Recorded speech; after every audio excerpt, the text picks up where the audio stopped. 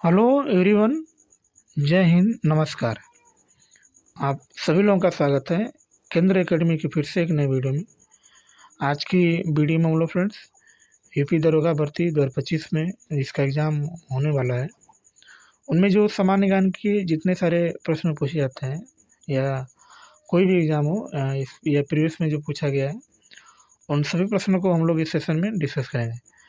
Channel पर पहली बार होंगे तो चैनल को सब्सक्राइब करें, बेल आइकन को दबाएँ और अपने दोस्तों को शेयर करें। फ्रेंड्स, वीडियो काफ़ी इंपॉर्टेंट होने वाला है आपके लिए, तो बने रहिएगा सेशन में। और चैनल पर पहली बार होंगे तो चैनल को सब्सक्राइब जरूर कर लीजिएगा, ठीक है। और बेल आइकन को दबा लीजिएगा। यदि आपने पिछली वीडियो को नहीं देखा होगा तो उसकी प्लेलिस्ट बना दी गई है, आप उसको जाके देख सकते हैं, ठीक है।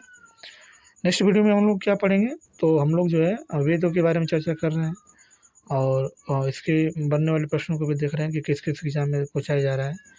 आज हमारी ये तीसरी क्लास है जिसमें आपका स्वागत है। तो फ्रेंड्स, वीडियो को लाइक कर दीजिएगा और जब पूरा सेशन देख लीजिएगा तो कम से कम इसे ग्रुप में जरूर शेयर करिएगा, ठीक है। चलिए स्टार्ट करते हैं बिना देरी के। उपनिषदों में प्रथम बार जो है मोक्ष की चर्चा मिलती है ना। आपसे पूछ सकता है कि मोक्ष की चर्चा जो सबसे पहले कहाँ मिलता है, तो आप क्या बताएंगे? उपनिषद। और कुल उपनिषद जो इस समय कितना है, तो 106 के हैं उपनिषद हैं, ठीक है। कठोपनिषद में यम और नचिकेता का संवाद का उल्लिखित है। उपनिषदों में कुछ जो है क्षत्रिय राजाओं की उल्लेख प्राप्त होता है ना, तो उसमें जो है उपनिषद की बात करेंगे तो इसमें कुल कितना जो है प्राप्त होता है, तो क्षत्रिय राजाओं के उल्लेख प्राप्त होता है अधिकतर। विदेह के राजा जनक, पांचाल के राजा प्रवाहन जावाली, कैकेय के राजा अश्वपति और काशी के जो राजा उसका नाम क्या है, तो अजातशत्रु प्रमुख थे ना। तो जो आप ये देख रहे हैं ये कुछ प्रमुख हैं, जिससे विदेह के राजा जो है जनक, पांचाल के राजा प्रवाहन जवाली, कैकेय के राजा अश्वपति और काशी के राजा जो है अजातशत्रु, ये कुछ प्रमुख थे उस समय, ठीक है। नेक्स्ट नेक्स्ट हम लोग बात करेंगे तो वैदिक संहिताओं का जो सही क्रम क्या है, तो वैदिक संहिताएं ब्राह्मण, आरण्यक और उपनिषद, ये इसका क्रम है। सबसे पहले वैदिक संहिताएं, उसके बाद ब्राह्मण, आरण्यक और उपनिषद, ये इसका क्रम है, ठीक है ना। सिंधु नदी का ऋग्वैदिक काल में सर्वाधिक महत्व था, इसी कारण इसका उल्लेख जो है ऋग्वेद में सर्वाधिक बार हुआ है ना। तो सबसे अधिक किस नदी का उल्लेख ऋग्वेद में हुआ है, तो उसका नाम जो है ऋग्वेद, अरे सिंधु नदी है। सिंधु नदी का उल्लेख जो है सबसे पहले हुआ है ऋग्वेद में, ठीक है। आगे सरस्वती नदी की बात करेंगे तो सरस्वती नदी जो ऋग्वेद कार्यों की सर्वाधिक पवित्र नदी मानी जाती है ना। तो पवित्र नदी की बात करेंगे तो आप क्या बताएंगे? सरस्वती नदी। और सबसे अधिक किस नदी का ज़्यादा उल्लेख हुआ है, तो उसका नाम क्या है, तो सिंधु नदी, ठीक है। सरस्वती को मातृत्मा, देवीत्मा और नदीत्मा कहा गया है ना। तो इसको 3 नामों से जाना जाता था। हाँ, मातृत्मा भी इसको आप कह सकते हैं, देवीत्मा भी आप कह सकते हैं, या नदीत्मा। हाँ, तीनों जो है इनको वो पुकारा जाता था जो सरस्वती नदी थी, ठीक है। ऋग्वेद में उल्लेखित जो कुबा था, कुबा इसमें इसका नाम जो है काबुल हो गया है। जो क्रुमु था उसका नाम इसमें कुर्रम हो गया है। और जो गोमती था इसका नाम क्या हो गया, तो गोमन, है ना। तो ये जो है कुछ ऋग्वेद में जो इसका नाम है जो इसको पुकारा जाता था, ठीक है। आप और भी देख सकते हैं इसमें जो सुवास्तु है उसको स्वात जो है नदियाँ अफगानिस्तान में बहती थी, ठीक है। आगे आगे जो हमारा इसमें नेक्स्ट टॉपिक, उसमें हम लोग क्या देखेंगे, तो ऋग्वैदिक कालीन की जो प्रमुख नदियाँ हैं और इसका जो प्रेजेंट में नाम है, यानी इसमें इसका क्या नाम है, उनको हम लोग इसमें देखेंगे, ठीक है। जैसे दृश्यदती की बात करेंगे तो दृश्यदती का इस समय जो इसका इस समय नाम है उसको हम लोग घग्गर नदी कहते हैं। जो सतलुज नदी है उसको इसका इस समय क्या नाम है, तो सतलुज नदी को पुकारा जाता है। पर्वतों में की बात करेंगे तो इसको क्या बोलते हैं, तो हम लोग रावी नदी बोलते हैं। इस समय इसको पर्वतों नदी और इस समय इसको क्या बोलते हैं, तो रावी नदी, ठीक है। आगे कुबा की बात करेंगे तो कुबा को इस समय जो है काबुल बोला जाता है। बितस्ता को इस समय झेलम बोला जाता है। अस्कनी को इस समय जो है चिनाब बोला जाता है। बिपाशा को जो है ब्यास नदी बोला जाता है। गोमती को जो है गोमन नदी बोला जाता है। और हम लोग बात करें कुर्मू की बात करेंगे तो इसको जो है जो क्या बोलता था, कुर्रम। सदा नदी की बात करेंगे तो इसको गंडक नदी। और सुवास्तु की बात करेंगे तो इसको हम लोग किस नदी के नाम जानते हैं, तो स्वात नदी के नाम से इसको जाना जाता है, ठीक है ना। तो ये जो है आधुनिक नाम था और प्राचीन नाम के बारे में हमने देख लिए, ठीक है। आगे आगे हम लोग बात करेंगे तो आश्रम व्यवस्था की बात करेंगे तो इसमें उत्तर वैदिक काल में जो है 4 भागों में इसको बाँटा गया था। पहला जो हमारा होता है ब्रह्मचर्य होता है, दूसरा जो होता है गृहस्थ होता है, तीसरा जो होता है वानप्रस्थ होता है और चौथा क्या होता है सन्यास होता है। तो कुल मिला के जो है 4 आश्रमों के बारे में चर्चा किया गया है। ब्रह्मचर्य आश्रम, गृहस्थ आश्रम, वानप्रस्थ आश्रम और इसमें सन्यास आश्रम, ठीक है ना। और ये कब किया गया था तो उत्तर वैदिक काल में इसका ज़्यादा से ज़्यादा प्रचलन था, ठीक है। छांदोग्य उपनिषद में केवल 3 आश्रमों का उल्लेख है, जबकि जवाल उपनिषद में सर्वप्रथम 4 आश्रमों का उल्लेख मिलता है ना। तो इसमें जो है जवाल उपनिषद में 4 आश्रमों का उल्लेख मिलता है और छांदोग्य उपनिषद की बात करेंगे तो इसमें जो केवल 3 ही आश्रम था, है ना। 4 चौथा आश्रम नहीं था, लेकिन जब जवालोपनिषद आया तो इसमें जो है 4 आश्रमों का जो है उल्लेख किया गया है, ठीक है। आगे वरुण देवता को वैदिक सभ्यता में नैतिक व्यवस्था का प्रधान माना जाता था ना। तो इसको हम लोग क्या कहते थे तो नैतिक व्यवस्था का प्रधान माना जाता था, ठीक है। इसी कारण वरुण को जो है ऋत से गोपा भी कहा जाता था ना। तो वरुण को हम लोग क्या बोलते थे तो ऋति से गोपा के नाम से इसको भी जाना जाता है। बृहस्पति को वैदिक यानी देवताओं का पुरोहित माना जाता था, तो इसको हम लोग क्या बोलते थे देवताओं का पुरोहित। वैदिक साहित्य में कई ऐसी विदेशी स्त्रियों का उल्लेख मिलता है जिन्होंने वेद मंत्रों का क्या किया है तो रचना किया है ना। तो ऐसी कई स्त्रियां हैं जैसे विदेशी स्त्रियां हैं जिन्होंने वेद मंत्रों का मतलब की रचना किया है। कौन कौन है तो अफाला, घोषा, विश्वारा, लोपामुद्रा, ये सब ऐसे हैं, ठीक है। लोपामुद्रा जो है अगस्त ऋषि की पत्नी जो है इसका मतलब थी। तो लोपामुद्रा कौन थी तो ये जो है अगस्त ऋषि की पत्नी थी जिन्होंने जो है वेद मंत्रों की भी मतलब की रचना किया है ना। ये देख सकते हैं 4 स्त्रियां हैं अपाला, घोषा, विश्वारा और लोपामुद्रा, ठीक है। नेक्स्ट चलिए नेक्स्ट हम लोग बात करेंगे तो नेक्स्ट इसमें जो लिखा है वैदिक काल में स्त्रियों की जो स्थिति थी ये क्या थी उच्च थी। देख सकते हैं यूपीएसआई 1999 में पूछा गया है कि वैदिक काल में स्त्रियों की क्या स्थिति थी, तो आप क्या बताएंगे उच्च थे, ठीक है। वैदिक काल में सोने के हार को जो है निष्क कहा जाता था ना। तो किसको निष्क कहा जाता था तो जो सोने का हम लोग हार पहनते थे उसको क्या बोलते थे तो निष्क कहा जाता है। बौद्ध जातक के में 3 प्रकार के वर्णों का उल्लेख, सिक्कों का उल्लेख मिलता है, स्वर्ण सिल्कों का, है ना, बौद्ध जातक में, ठीक है। आगे आगे हम लोग बात करेंगे तो आगे इसमें जो नेक्स्ट हमारा वन लाइनर है प्रथम क्रम में निशाका, दूसरे क्रम में स्वर्ण और तीसरे क्रम में मशाका था। जो 3 स्वर्ण थे कौन कौन थे तो निशाका था, स्वर्ण था और मशाका था। 1400 ईसा पूर्व की जो बोगस कोई हैं जिसको एशिया माइनर में है कि अभिलेख में ऋग्वैदिक काल के जो देवता हैं इंद्र हैं, वरुण हैं, मित्र हैं और नासत्य हैं, इसका क्या मिलता है तो उल्लेख मिलता है ना। किनका उल्लेख मिलता है तो इंद्र जी का, वरुण जी का, मित्र का और नासत्य का जो है इसमें उल्लेख मिलता है जो हमारा बोगस कोई है, ठीक है। आगे आगे हम लोग बात करेंगे तो इसमें जो लिखा है बाल गंगाधर तिलक ने आर्यों के आदि देश के बारे में जो है लिखा था, है ना। तो आर्य कहाँ से आए थे इसको जो है बाल गंगाधर तिलक ने ही बताया था कि आर्य कहाँ से आए थे। शतपथ ब्राह्मण जो है यजुर्वेद का ब्राह्मण है ना। तो ये जो है शतपथ ब्राह्मण किसका उपवेद है तो ये जो है यजुर्वेद का उपवेद है। पुरुष में यज्ञ का उल्लेख जो है शतपथ ब्राह्मण में ही हुआ है। गोत्र शब्द का जो सर्वप्रथम उल्लेख है ये कहाँ हुआ तो ऋग्वेद, सबसे पुराने वेद में जो है ऋग्वेद का जो है गोत्र शब्द का जो है इसमें क्या किया गया है तो उल्लेख किया गया है, ठीक है। नेक्स्ट ऋग्वैदिक काल में यज्ञ की जो है प्रधानता थी, इसमें किसकी प्रधानता है तो यज्ञ की। दशराग युद्ध यानी 10 राजाओं का युद्ध का जो उल्लेख है ऋग्वेद के 7वें मंडल में, जो परसरवी नदी यानी आधुनिक में जिसको किस नाम से जानते हैं तो रावी नदी कहते हैं, मेघ के तट पर लड़ा गया है, जिसमें भरत के राजा सुदास की जो है विजय हुआ ना। तो भरतों के राजा किसकी विजय हुए तो सुदास की विजय हुए। और दशराज युद्ध किसके किसके बीच लड़ा गया था तो ये कहाँ लड़ा गया था तो परसुरी नदी के किनारे। और इसमें ऋग्वेद के कौन से मंडल में इसका उल्लेख है तो 10वें मंडल में, ठीक है।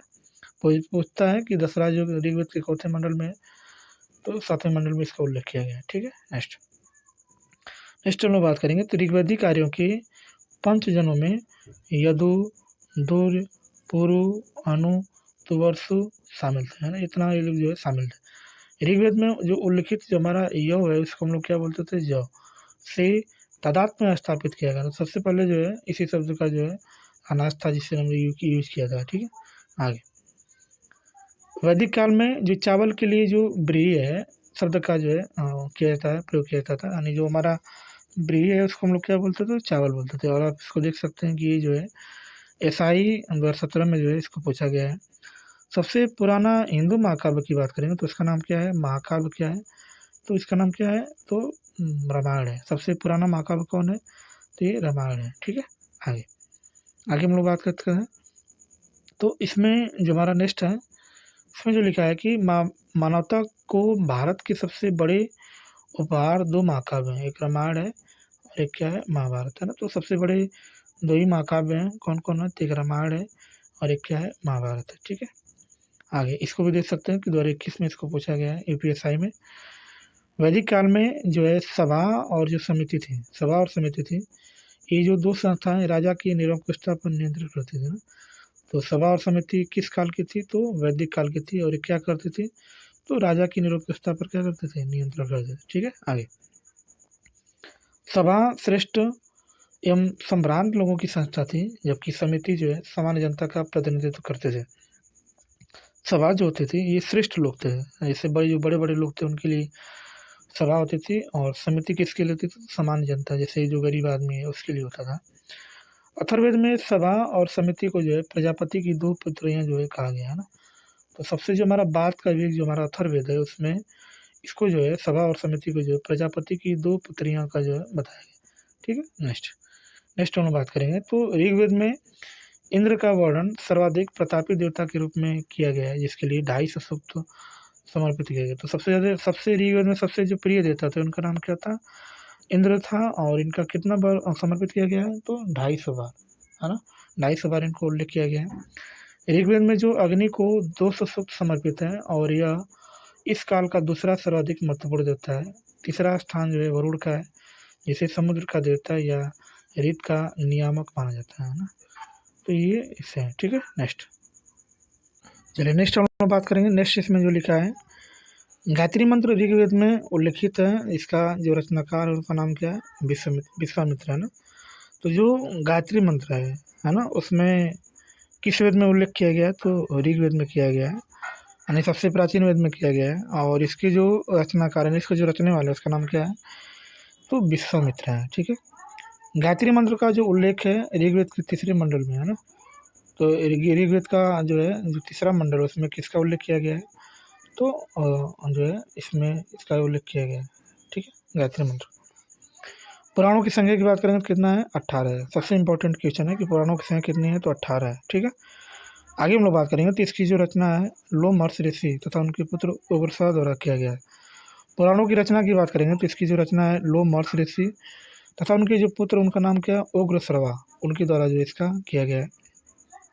पुराणों में भविष्यत काल शैली में कलयुग की राजाओं का विवरण मिलता है ना। तो इसमें किसका उल्लेख मिलता है, तो जो कलयुग के युग उनका उल्लेख इसमें पाया जाता है। ठीक है, नेक्स्ट सत्यमेव जयते शब्द जो है मुंडको उपनिषद से लिया गया है, जिसका अर्थ होता है सत्य की विजय होती है ना। तो जो सत्यमेव जयते ये किस उपनिषद से लिया गया है, तो मुंडको उपनिषद से लिया गया है। और इसका मतलब क्या होता है, तो सत्य की विजय होती है ना। यह भारत के राज्य चिन्ह पर भी अंकित किया गया ना। आप देखते हैं कि जो हमारा भारत का जो राज्य चिन्ह, राष्ट्रीय चिन्ह नहीं, राज्य चिन्ह की बात करेंगे तो उसमें नीचे लिखा जाता है कि सत्यमेव जयते, यानी सत्य की ही विजय होती है। ठीक है, ऋग्वेद की जो मूल लिपि उसका नाम क्या है, तो ब्राह्मी लिपि। इसकी जो मूल लिपि है उसको हम लोग क्या बोलते हैं, तो ब्राह्मी लिपि बोलते हैं। क्या बोलते हैं, ब्राह्मी लिपि। ठीक है, नेक्स्ट नेक्स्ट हम लोग बात करेंगे तो ऐतरेय तथा कौशिकी ऋग्वेद के दो ब्राह्मण ग्रंथ हैं। वैदिक काल में गाय को जो है अगन्या कहा जाता था। अगन्या का मतलब होता है 9 मारे जाना योग्य, है ना, कहा जाता था जो हमारे वैदिक काल में जो गाय थी। पूर्व वैदिक काल में समाज के विभाजन का जो आधार था उसका नाम क्या था, पेशा, है ना। उसका आधार क्या था पूर्व वैदिक काल में, उसका नाम क्या था, पेशा, जिसको ऋग वैदिक काल भी कहते हैं। ठीक है, नेक्स्ट गौतम बुद्ध के जन्म की बात करेंगे तो इनका जन्म जो है कपिलवस्तु के निकट लुम्बिनी में 563 ईसा पूर्व में हुआ था, है ना। तो गौतम बुद्ध के जन्म की बात करेंगे तो इनका जन्म लुम्बिनी नेपाल में जो है 563 ईसा पूर्व में हुआ था। ठीक है, बुद्ध के इनके पिताजी का जो नाम था शुद्धोधन था, यानी गौतम बुद्ध जी के पिता का नाम। और ये जो है साक्यगढ़ के प्रधान थे। तथा माता की बात करेंगे तो माया देवी था। और ये जो है कोली यानी कोली वंश की कन्या थी, है ना। तो ये जो उनके पिताजी जो है साक्यगढ़ के सबसे सुतोधन सबसे साक्यगढ़ के प्रधान थे। माया जो है कोलीगढ़ राज्य की जो है कन्या थी। ठीक है, आगे आगे हम लोग बात करेंगे। तो आगे जो हमारा नेक्स्ट प्रश्न है इसमें जो लिखा है, कपिलवस्तु बुद्ध वंश के शाक्यों द्वारा क्या शासित था, है ना। तो ये जो है बुद्ध के शाक्यों द्वारा शासित था। गौतम बुद्ध के बचपन में जो है सिद्धार्थ के नाम से जाना जाता है। इनको बाद में जो है गौतम बुद्ध कहा गया, लेकिन इनका जो बचपन का नाम क्या था, सिद्धार्थ था।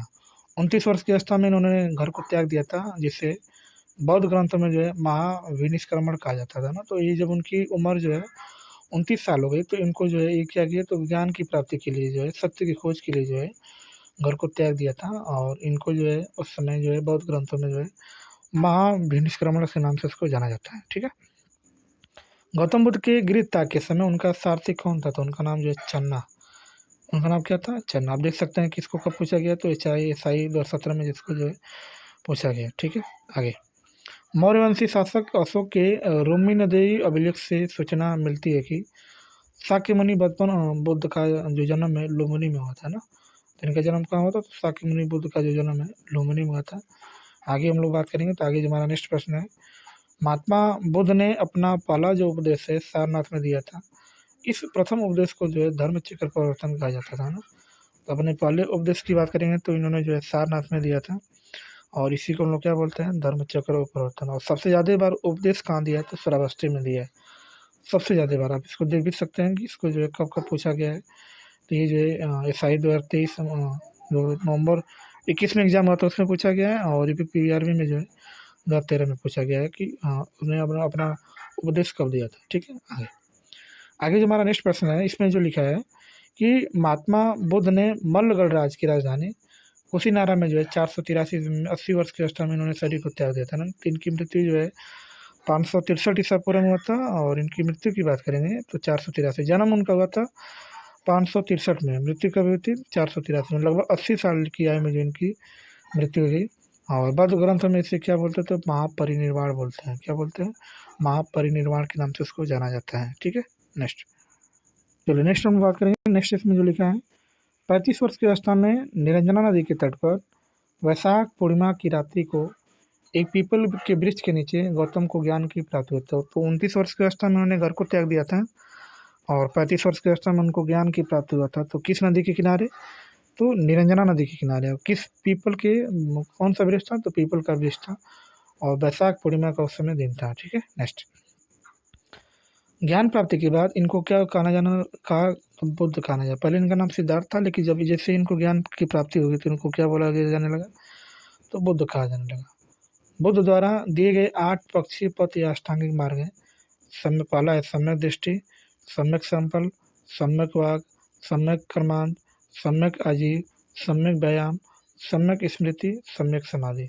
ये सब जो इसके क्या है, तो 8 जो है इसके मार्ग, इसको अष्टांगिक मार्ग कहते हैं। ठीक है, आगे आगे हम लोग बात करेंगे। तो आगे जो इसमें नेक्स्ट प्रश्न है, बुद्ध के समय सबसे अधिक शिष्य जो है कौशल महाजनपद में हुआ था ना। तो सबसे ज़्यादा जो शिष्य कहाँ हुआ था, तो कौशल, इसकी श्रावस्ती राजधानी है। इसमें जो है सबसे ज़्यादा जो है सबसे अधिक शिष्य मिले थे। महात्मा बुद्ध की बात करेंगे तो वत्सराज उद्दयन के शासनकाल में जो कौशाम्बी आए थे। प्रथम बौद्ध संगीति की बात करेंगे तो ये जो है बुद्ध की मृत्यु के तत्काल जो बाद जो है राजगिरी के सप्तवाड़ी गुफा में हुआ था, है ना।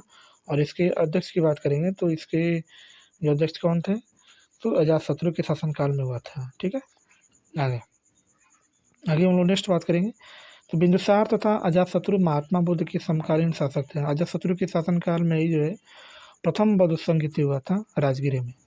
प्रथम बौद्ध संगीति की अध्यक्षता की बात करेंगे तो इसकी जो अध्यक्षता महाकश्यप ने किया था, इसको महाकश्यप भी बोलते हैं, है ना। और किसकी हुआ था अध्यक्ष, किसके शासनकाल में, तो अजातशत्रु के। इसके अध्यक्ष कौन थे, तो महाकश्यप। ठीक है, आगे आगे हम लोग बात करेंगे। तो आगे जो हमारा नेक्स्ट प्रश्न इसमें जो लिखा है, द्वितीय बौद्ध संगीति की बात करेंगे तो इसका जो आयोजन है कालाशोक के समय हुआ था। कालाशोक जो है सुशनाग वंश का शासक था, और इसके शासनकाल में बुद्ध की मृत्यु के लगभग 100 वर्ष बाद वैशाली में हुआ था, है ना। तो कहाँ हुआ था, तो पहला राजगिरी, दूसरा वैशाली। किसके शासनकाल में, तो कालाशोक में। उस समय अध्यक्ष कौन थे, तो सबाकामी था। उस समय अध्यक्ष कौन था, सबाकामी। ठीक है, आगे नेक्स्ट हम बात करें तृतीय बौद्ध संगीति की बात करेंगे तो ये जो है मौर्य सम्राट अशोक के शासनकाल में पाटलिपुत्र में हुआ था। पहला कहाँ हुआ था? राजगिरी। दूसरा क्या हुआ था? वैशाली। तीसरा कहाँ हुआ था? पाटलिपुत्र। किसके शासनकाल में? अशोक के शासनकाल में। अब इसको देख सकते हैं कि इसको 2018 में पूछा गया। ठीक है, आगे। मुगली पुत्र जो है तृतीय बौद्ध समिति के अध्यक्ष थे, है ना। पहले समिति के अध्यक्ष जो है महाकश्यप, दूसरे के सभाकामी, तीसरे के जो है मुगली पुत्र थे। ठीक है, आगे हम लोग बात करेंगे। तो इसमें जो नेक्स्ट हमारा प्रश्न है, चतुर्थ बौद्ध संहिता की बात करेंगे। तो ये जो है कनिष्क के शासनकाल में हुआ था, और कहाँ हुआ था? तो कुंडल कहाँ पड़ता है? तो काशीमिल संपर्क। इसकी अध्यक्षता की बात करेंगे तो वसुमित्र इसके अध्यक्ष थे, और उपाध्यक्ष कौन थे? तो अश्वघोष जो इसके क्या थे? उपाध्यक्ष थे। देवदत्त बुद्ध का क्या था? चचेरा भाई था। देवदत्त बुद्ध का क्या था? तो चचेरा भाई था। ठीक है, आगे फ्रेंड इसमें हम लोग देख सकते हैं, क्या क्या देख सकते हैं। तो कौन सी सभा कब हुई थी, किसके समय में हुई थी, कौन सा स्थान था, कौन अध्यक्ष थे, कौन राजा थे, इसको देखा जाए। ठीक है, ऐसे प्रथम बौद्ध संगीति की बात करेंगे तो 483 में हुआ था। कहाँ हुआ था? तो राजगिरी में। अध्यक्ष कौन थे? महाकश्यप। राजा कौन थे? अजातशत्रु। संगीत पूर्व या इसी को महाकश्यप बोलते हैं। द्वितीय बौद्ध संगीति की बात करें 383 में हुआ था, वैशाली में हुआ था। शुभकामी इसके अध्यक्ष थे। कालाशोक के समय क्या थे? तो राजा थे। ठीक है, आगे हम लोग बात करेंगे। तो नेक्स्ट हमारा जो है तृतीय बौद्ध संगीति। तृतीय बौद्ध संगीति की बात करेंगे तो 247 ईसा पूर्व में हुआ था। कहाँ हुआ था? पाटलिपुत्र में। अध्यक्ष कौन था? मुगलिपुत्र था। राजा कौन थे? अशोक। चतुर्थ कहाँ हुआ था? तो ईसा की प्रथम शताब्दी में हुआ था, कुंडलवन में हुआ था, जम्मू कश्मीर में। अध्यक्ष कौन थे? वसुमित्र। और उपाध्यक्ष कौन थे? अश्वघोष। राजा कौन थे? कनिष्क। ठीक है, तो फ्रेंड्स वीडियो को यहाँ समाप्त करते हैं। वीडियो आपको कैसी लगी होगी एक बार कमेंट करके ज़रूर बताएं, और कमेंट करके ये भी बताएं कि वीडियो आप लोग कहाँ से इसको देख रहे हैं। ठीक है, फिलहाल चैनल पर पहली बार होंगे तो चैनल को सब्सक्राइब करें, बेल आइकन को दबाएं और दोस्तों को शेयर करें। फ्रेंड्स मिलते हैं नेक्स्ट क्लास में ऐसे शानदार प्रश्नों के साथ। तब तक के लिए बाय और जय हिंद फ्रेंड्स।